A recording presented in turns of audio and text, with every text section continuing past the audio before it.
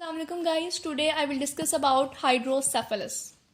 You can also say it hydrocephalus, some people say it hydrocephalus. Hydrocephalus क्या है? Hydrocephalus जो है वो एक डिजीज़ है जिसमें क्या होता है, आपके सेरिब्रोस्पाइनल फ्लूइड जो है वो बहुत ज़्यादा हो जाता है, यानी कि एक्सेसिव सेरिब्रोस्पाइनल फ्लूइड। आपका जो सीएसएफ का नॉर्मल वॉल्यूम है वो हमें पता है कि 150 मिलीलीटर पर वॉल्यूम होता है। हाइड्रोसेफेलस क्या है? हाइड्रोसेफेलस में आपका जो सीएसएफ है बहुत ज़्यादा हो जाता है, एक्सेसिव सीएसएफ। सिंपल हम कहेंगे सीएसएफ का जो नॉर्मल वॉल्यूम है वो नहीं रहता, बल्कि ऐसे पर्सन में सीएसएफ का वॉल्यूम नॉर्मल से ज़्यादा हो जाता है, यानी कि 150 से ज़्यादा हो जाता है। कुछ बच्चे हम देखते हैं उनका जो सर होता है, उनका सर का साइज़ जो है वो ज़्यादा होता है। नॉर्मल जो उनके हेड का जो साइज़ होना चाहिए वो नहीं होता है, बल्कि उनका साइज़ ज़्यादा होता है। तो इसी वजह से होता है, इस डिजीज़ को हम हाइड्रोसेफेलस कहते हैं। उन बच्चों में क्या होता है, उनमें सेरिब्रोस्पाइनल फ्लूइड बहुत ज़्यादा हो जाता है। जब उनमें सेरिब्रोस्पाइनल फ्लूइड ज़्यादा हो जाता है तो इस वजह से उनका सर का साइज जो है वो ज़्यादा हो जाता है, क्योंकि उस टाइम उनके जो सूचर्स होते हैं वो क्लोज नहीं हुए होते। जब सूचर्स, हमें पता है कि थोड़ी देर बाद, बच्चों में थोड़ी देर बाद सूचर्स क्लोज होते हैं, क्योंकि ब्रेन की ग्रोथ हो रही होती है उस टाइम, तो सूचर्स क्लोज नहीं होते, तो इस वजह से जो सर का साइज है वो ज़्यादा हो जाता है। सिंपल सी बात है, सेरिब्रोस्पाइनल फ्लूइड जब ज़्यादा हो जाएगा तो हाइड्रोसेफेलस हो जाएगा। अब क्वेश्चन ये आता है कि सेरिब्रोस्पाइनल फ्लूइड ज़्यादा क्यों होता है? मतलब हमें पता है कि नॉर्मल 150 है, नॉर्मल मैकेनिज्म क्यों नहीं चल रहा, सेरिब्रोस्पाइनल फ्लूइड ज़्यादा क्यों हो आता है कि सेरिब्रोस्पाइनल फ्लूइड ज़्यादा हो रहा है? तो सेरिब्रोस्पाइनल फ्लूइड किस वजह से ज़्यादा हो रहा है, मतलब कहाँ प्रॉब्लम आ रही है? सेरिब्रोस्पाइनल फ्लूइड एक नॉर्मल ह्यूमन पर्सन में जब 150 होना चाहिए, 150 उसका वॉल्यूम होना चाहिए, तो वो क्यों नहीं हो रहा? कहाँ कहाँ प्रॉब्लम आ रही है? तो बेसिकली हमें पता है कि जो सेरिब्रोस्पाइनल फ्लूइड है वो प्रोड्यूस कौन करता है? Choroid plexus. कोराइड प्लेक्सिस से सेरिब्रोस्पाइनल फ्लूइड प्रोड्यूस होता है। हम यहाँ पर तीन चीज़ें देखते हैं, तीन चीज़ों की वजह से हाइड्रोसेफेलस में प्रॉब्लम, हाइड्रोसेफेलस हो सकता है। या तो सीएसएफ की प्रोडक्शन, ठीक है, सबसे पहले आती है सीएसएफ की प्रोडक्शन। सीएसएफ कितना बनना है, सीएसएफ की फॉर्मेशन, अगर सीएसएफ की फॉर्मेशन ही ज़्यादा हो रही है तो उसकी वजह से हाइड्रोसेफेलस हो सकता है। दूसरी बात है सीएसएफ की सर्कुलेशन। सीएसएफ ने हमें पता है सर्कुलेट करना होता है, उसने लेटरल वेंट्रिकल से थर्ड वेंट्रिकल से फोर्थ वेंट्रिकल में जाना होता है, फिर सब अरेक्नाइड स्पेस में जाना होता है। या तो उसकी सर्कुलेशन में कोई प्रॉब्लम आ रही है, या फिर आ जाता है लास्ट में उसकी एब्जॉर्प्शन। या तो सीएसएफ की एब्जॉर्प्शन में कहीं ना कहीं प्रॉब्लम आ रही है, जितना सीएसएफ बन है उसके बाद उसने सीएसएफ में तो अब्जॉर्ब होना होता है ना। ऐसा तो नहीं है ना कि सीएसएफ कंटिन्यूसली प्रोड्यूस ही होता रहेगा, कंटिन्यूसली उसकी प्रोडक्शन ही होती रहेगी, उसने जाके अब्जॉर्ब भी तो होना होता है। अगर उसकी अब्जॉर्प्शन में प्रॉब्लम आ रही है तो आपको हाइड्रोसेफेलस हो सकता है। ओके, सबसे पहले हम बात करते हैं इसकी प्रोडक्शन की। सेरिब्रोस्पाइनल फ्लूइड जो है वो कौन प्रोड्यूस करता है, किसकी होती है सेरिब्रोस्पाइनल फ्लूइड की प्रोडक्शन?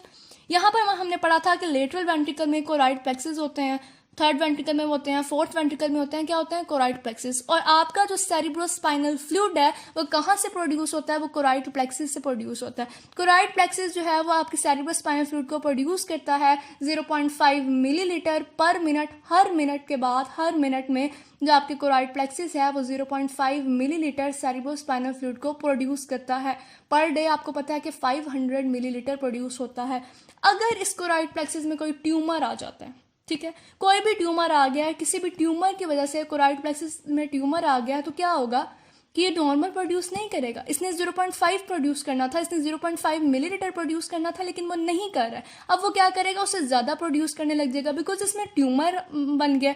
तो इसकी वजह से इसकी जो प्रोडक्शन है वो बहुत ज़्यादा हो जाएगी। जब प्रोडक्शन ज़्यादा हो जाएगी तो हमें पता है कि जब सीएसएफ ज़्यादा हो जाएगा, प्रोडक्शन सीएसएफ की ज़्यादा होगी, एक्सेसिव सीएसएफ हो जाएगा, तो डिजीज़ हो जाएगी hydrocephalus.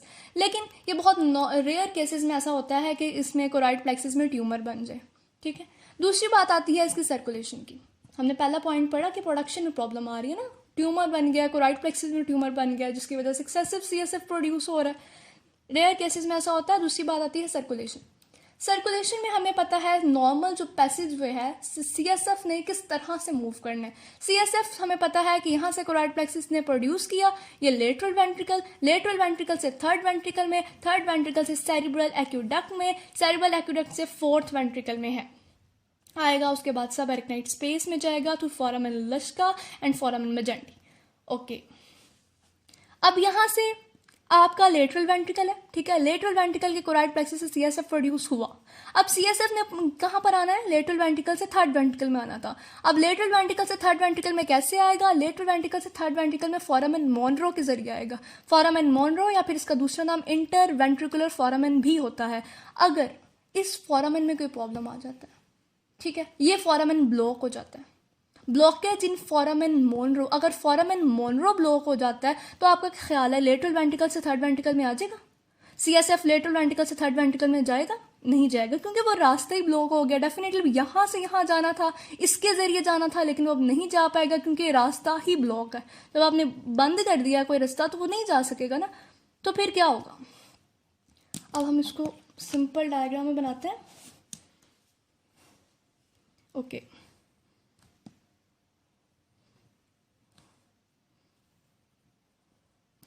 that is your lateral ventricles, that is your third ventricle,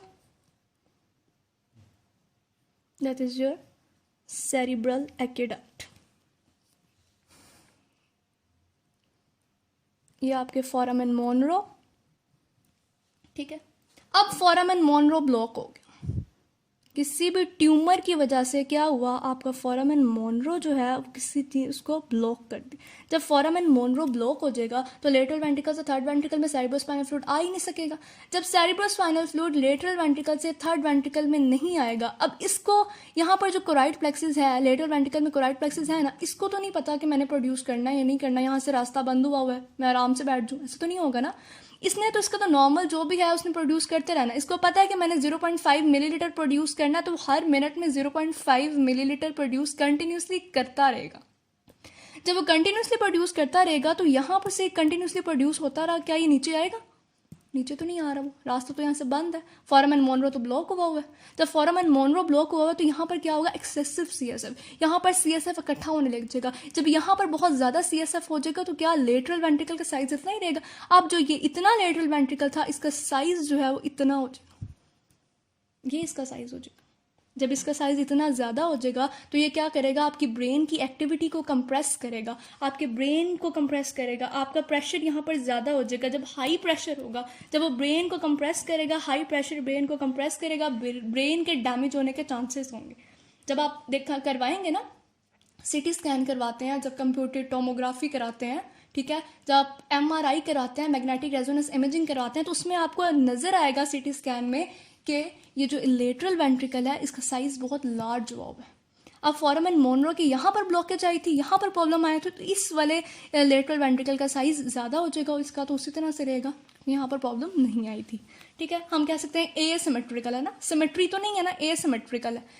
okay, दूसरी बात आती है, फोरामेन मोनरो ब्लॉक हुआ तो प्रॉब्लम आ सकती है, मतलब सर्कुलेशन प्रॉब्लम तब आएगी जब फोरामेन मोनरो ब्लॉक होगा। आगे आते हैं, सेकेंड केस, अगर कोई ऐसा बंदा है जिसमें लेटरल वेंट्रिकल से कोराइड प्लेक्सिस से जो है वो सेरिब्रोस्पाइनल फ्लूइड प्रोड्यूस हुआ, उसका फोरामेन मोनरो बिल्कुल ठीक था, फोरामेन मोनरो में किसी किस्म का कोई ट्यूमर नहीं था, लेटरल वेंट्रिकल से फोरामेन मोनरो से उसने वो थर्ड वेंट्रिकल में आ गया, कोई प्रॉब्लम नहीं था, इजीली आ गया, ठीक है। थर्ड वेंट्रिकल से जब सेरिब्रल एक्वेडक्ट में आया ना, वहाँ प्रॉब्लम। अब उस बंदे को हाइड्रोसेफेलस है, उस बंदे को हाइड्रोसेफेलस क्यों है, उसको ये डिजीज़ क्यों है, हालांकि उसका तो फोरामेन मोनरो ब्लॉक नहीं है, लेकिन फिर भी है, क्यों? क्योंकि उसके यहाँ पर प्रॉब्लम है, उसके सेरिब्रल एक्वेडक्ट में प्रॉब्लम है।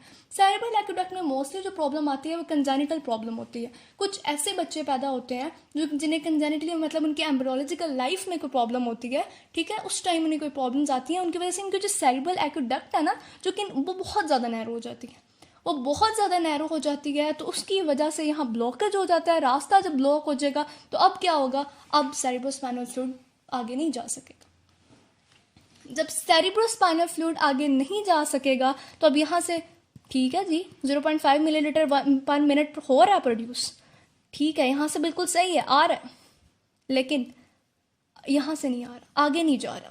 जब आगे नहीं जाएगा तो यहाँ पर इकट्ठा होता रहेगा, यहाँ पर इकट्ठा होता रहेगा।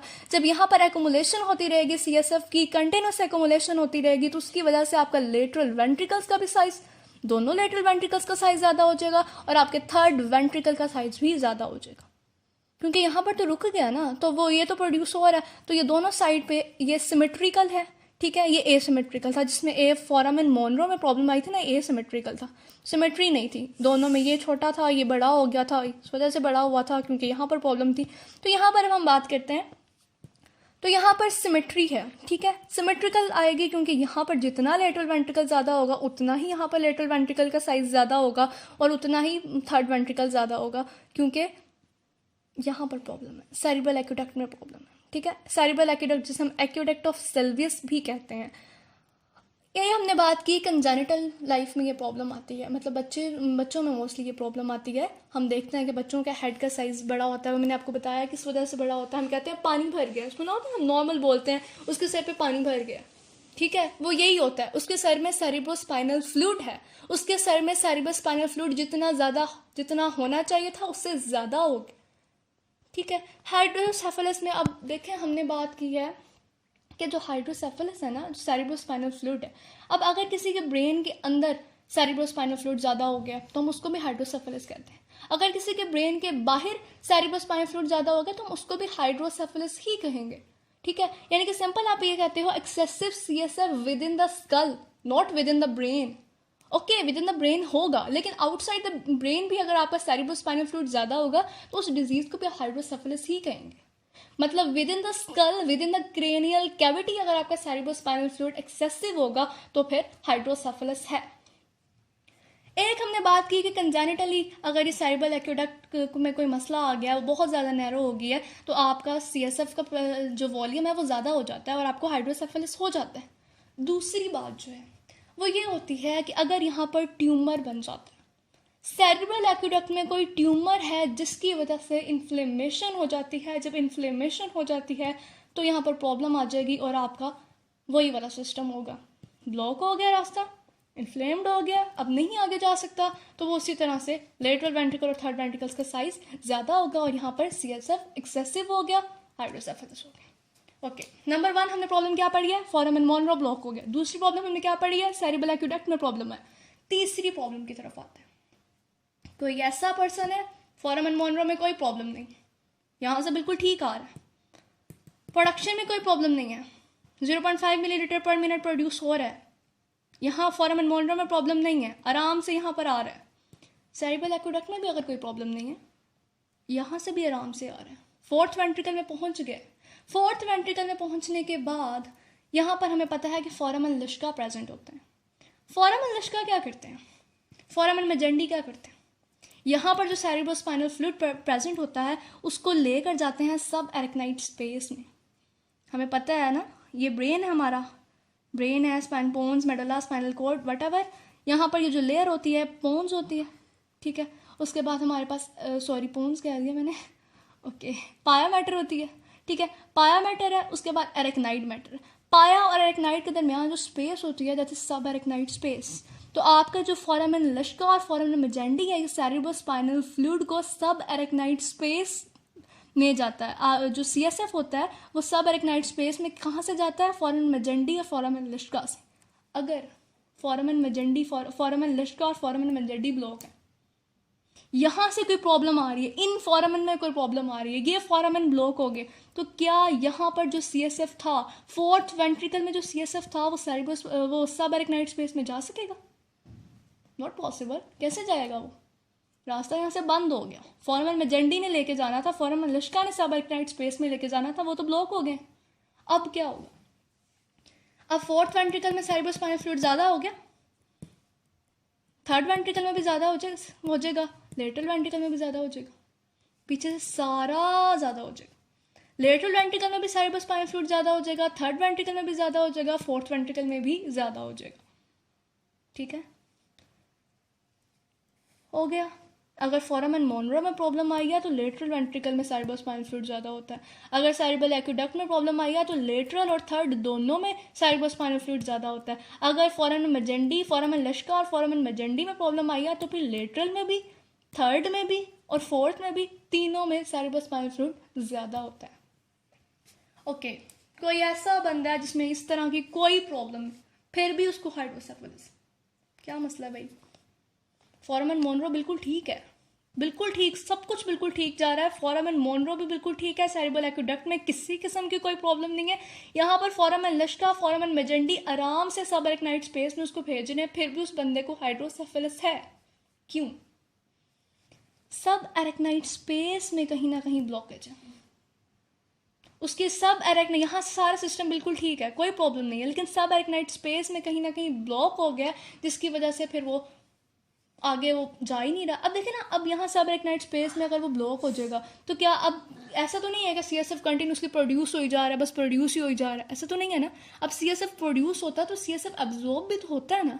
तो अब यहाँ से ये रास्ता है, अब सब एरेक्नाइड स्पेस रास्ते में कहीं से भी आप किसी चीज़ को रोक देंगे तो उसका प्रोसेस उस तरह से तो नहीं चल सकेगा ना। इसी तरह से ये रास्ता था, यहाँ तक तो चलो ठीक आ गया, लेकिन अगर सब एरेक्नाइड स्पेस में प्रॉब्लम आ गई है तो क्या उसकी वो उस तरह से रहेगी? नहीं रहेगी ना, प्रॉब्लम आ गई है। अब सब एरेक्नाइड स्पेस में जो प्रॉब्लम आती है, सब एरेक्नाइड स्पेस में जो ब्लॉकेज आती है, उसकी वजह क्या होती है? मे बी मेनिंजाइटिस की वजह से ऐसा हो। मेनिंजाइटिस क्या होता है? Inflammation of meninges. तो यहाँ पर देखें, मेनिंजिस ही है ना, ये पाया matter, arachnid matter, dura mater, ठीक है ना। पाया एरेक्नाइड के दरमियान सब एरेक्नाइड स्पेस है, तो फिर जब पाया या एरेक्नाइड में आएगी इन्फ्लेमेशन तो सब एरेक्नाइड स्पेस पर फर्क पड़ेगा ना। हो सकता है इसकी वजह से ब्लॉक हो जाए, तो उसकी वजह से आपके पास जो चौथी चीज़ आती है वो सब एरेक्नाइड स्पेस में ब्लॉकेज आती है। अगर आपकी सब एरेक्नाइड स्पेस ब्लॉक हो गई है तो उसकी वजह से ये प्रॉब्लम आ सकती है। क्या होगा अगर सब एरेक्नाइड स्पेस में प्रॉब्लम आ गया? तो उसकी वजह से सेरिब्रोस्पाइनल फ्लूइड जो है वो ऑब्स्ट्रक्ट हो जाएगा। सेरिब्रोस्पाइनल फ्लूइड का जो फ्लो है वो ऑब्स्ट्रक्ट हो जाएगा, और तो फिर entire ventricle system of brain जो है, ब्रेन का जो वेंट्रिकल सिस्टम है वो सारा डिस्टर्ब हो जाएगा। ओके, हमने सबसे पहले बात की थी प्रोडक्शन में प्रॉब्लम है, ठीक है। अगर प्रोडक्शन में प्रॉब्लम आई, अगर प्रोडक्शन में प्रॉब्लम नहीं है, हो सकता है सर्कुलेशन में प्रॉब्लम आ जाए, हो सकता है अब सर्कुलेशन में प्रॉब्लम ना हो। तीसरी जो प्रॉब्लम आ सकती है वो अब्जॉर्प्शन में प्रॉब्लम है, ठीक है। अब्जॉर्प्शन में प्रॉब्लम है तो फिर जो सेरिब्रोस्पाइनल फ्लूइड है वो एक्सेसिव हो जाता है, जिसे हम हाइड्रोसेफेलस कहते हैं। अब प्रोडक्शन बिल्कुल नॉर्मल हो रही है, सर्कुलेशन बिल्कुल ठीक है, सब एरेक्नाइड स्पेस में बिल्कुल ठीक पहुंच गया, कोई ब्लॉकेज नहीं है, किसी जगह पे कोई ब्लॉकेज नहीं है, कोई ट्यूमर नहीं है, कुछ भी नहीं है, सब कुछ बिल्कुल ठीक जा रहा था। अब क्या हुआ? सब एरेक्नाइड स्पेस में पहुंच के वो कहाँ पर जाते हैं? Arachnoid villi, arachnoid granulations. Arachnoid granulations are the sites of absorption of CSF. ये वो जगह होती है जहाँ पर सीएसएफ जो है वो एब्जॉर्ब होता है। जब सीएसएफ एब्जॉर्ब ने करना है, एरेक्नाइड ग्रैनुलेशंस ने सीएसएफ को एब्जॉर्ब करना है। अगर एब्जॉर्प्शन में प्रॉब्लम आ जाए, यानी कि एरेक्नाइड ग्रैनुलेशंस में प्रॉब्लम आ जाए, इंटरफेरेंस एट एरेक्नाइड ग्रैनुलेशंस, जब एरेक्नाइड ग्रैनुलेशंस में प्रॉब्लम आएगी तो क्या आपका ख्याल है ये प्रॉपर्ली इसको एब्जॉर्ब करेगा? डेफिनेटली नहीं करेगा ना, प्रॉपर्ली तो एब्जॉर्ब नहीं हो सकेगा। अब यहाँ से जो प्रोडक्शन है वो प्रॉपर हो रही है, लेकिन एब्जॉर्प्शन डिमिनिश्ड हो गई है। एब्जॉर्प्शन जो है वो प्रॉपर नहीं हो रही है, एब्जॉर्प्शन का लेवल कम हो गया है, तो फिर क्या होगा? सीएसएफ ज़्यादा होगा, यहाँ पर सीएसएफ ज़्यादा हो जाएगा, क्योंकि जितना उसने एब्जॉर्ब होना है, नॉर्मल जितना उसने एब्जॉर्ब होना है उतना एब्जॉर्ब नहीं हो रहा है, प्रॉब्लम आ गई। हो सकता है अगर इंटरनल जुगुलर वेन, नेक में जो इंटरनल जुगुलर वेन होती है उसकी ऑब्स्ट्रक्शन की वजह से अगर इंटरनल जुगुलर वेन जो है वो ब्लॉक हो जाए, उसमें कहीं ना कहीं ब्लॉकेज आ जाए, वो उसकी ऑब्स्ट्रक्शन हो जाए, तो फिर एब्जॉर्प्शन कम हो जाए, एब्जॉर्प्शन में प्रॉब्लम आ जाए। हो सकता है यहाँ पर कोई इन्फ्लेमेशन हो जाए, एरेक्नाइड ग्रैनुलेशंस जो है वो इन्फ्लेम्ड हो जाए, तो इसकी वजह से वो ना कर रही हूँ। हो सकता है थ्रोम्बोसिस हो जाए। थ्रोम्बोसिस में क्या होता है? ब्लड क्लॉट बनने लग जाते हैं, वो क्लॉटिंग होने लग जाए, या फिर वेनस साइनस का प्रेशर ज़्यादा होने लग जाए। ये सारी वो चीज़ें होती हैं जिसकी वजह से क्या होता है, जो एब्जॉर्प्शन है वो प्रॉपर नहीं हो पाती है। और जब एब्जॉर्प्शन प्रॉपर नहीं होगी तो क्या होगा? डेफिनेटली सीएसएफ ज़्यादा हो जाएगा। जब सीएसएफ ज़्यादा होगा तो क्या होगा? डिजीज़ हो जाएगी, हाइड्रोसेफेलस हो जाएगी, सिंपल। उसके बाद हम यहाँ पर दो टर्म्स को डिस्कस करते हैं। एक होती है, मतलब हाइड्रोसेफेलस के आप क्या लेंगे, टू टाइप्स हैं। दो टाइप्स में आप एक होती है नॉन कम्युनिकेटिंग हाइड्रोसेफेलस, और दूसरी होती है communicating hydrocephalus. What is the difference between non communicating and communicating? Have you heard the term non communicating and communicating hydrocephalus? Okay, now I will tell you about non communicating and communicating hydrocephalus. Non communicating hydrocephalus क्या होता है? Unable to communicate with sub arachnoid space. क्या मतलब है इसका? मतलब ये कि प्रॉब्लम जो है वो हो सकता है फोरामेन मोनरो में हो, प्रॉब्लम जो है हो सकता है सेरेब्रल एक्वेडक्ट में हो, प्रॉब्लम जो है वो हो सकता है फोरामेन लिश्का या फोरामेन मेजेंडी में हो। मतलब अभी सब एरेक्नाइड स्पेस के साथ कोई कम्युनिकेशन नहीं हुई है, सब एरेक्नाइड स्पेस तक पहुंचे ही नहीं है, प्रॉब्लम ही पीछे आ गई है। सब एरेक्नाइड स्पेस के साथ कोई कम्युनिकेशन नहीं हुआ, प्रॉब्लम पीछे आ रही है, प्रॉब्लम अंदर वाले सिस्टम में आ रही है, फोरामेन मोनरो में आ रही है, प्रॉब्लम सेरेब्रल एक्वेडक्ट में आ रही है, फोरामेन मेजेंडी और लिश्का में आ रही है। तो इसका मतलब ये नॉन कम्युनिकेटिंग हाइड्रोसेफेलस है। आपके पास कोई पेशेंट आता है, आप कैसे आइडेंटिफाई करेंगे इसको हाइड्रोसेफेलस है? ओके, आपको पता चल गया इसको हाइड्रोसेफेलस है, आप कैसे आइडेंटिफाई करेंगे इसको नॉन कम्युनिकेटिंग हाइड्रोसेफेलस है या फिर कम्युनिकेटिंग हाइड्रोसेफेलस है? अगर उसको प्रॉब्लम फोरामेन मोनरो में, उसका फोरामेन मोनरो ब्लॉक है, तो आपको पता चल जाएगा नॉन कम्युनिकेटिंग है। सेरेब्रल एक्वेडक्ट में प्रॉब्लम है, आप कह सकते हो नॉन कम्युनिकेटिंग हाइड्रोसेफेलस है।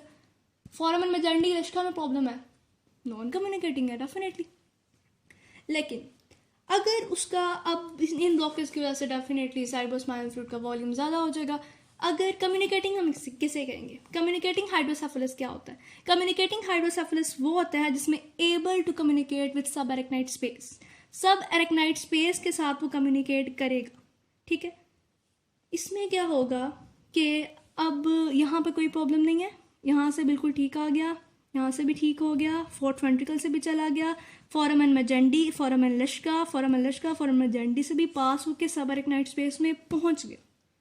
CSF freely reaches the subarachnoid space, आराम से subarachnoid स्पेस में पहुंच गया, पीछे किसी भी सिस्टम में कोई प्रॉब्लम नहीं आई। उसके बाद प्रॉब्लम आई, subarachnoid स्पेस में प्रॉब्लम आई, एब्जॉर्प्शन में प्रॉब्लम आई, एरेक्नाइड विलाय में प्रॉब्लम आई। इसका मतलब ये कम्युनिकेटिंग है। ये टर्म्स है ना, वैसे ही उनको नेम दिया गया ऑन द बेसिस ऑफ, वैसे ही उनको किसी भी बेस पे नेम दे दिया कि अगर वो कम्युनिकेट करेंगे subarachnoid स्पेस के साथ तो कम्युनिकेटिंग है, नहीं करेंगे तो नॉन कम्युनिकेटिंग है। सिंपल सी बात है। ये दो टर्म्स थी जिसको हमने डिस्कस किया। I hope you understood about it and thanks for watching my video. अल्लाह हाफिज़।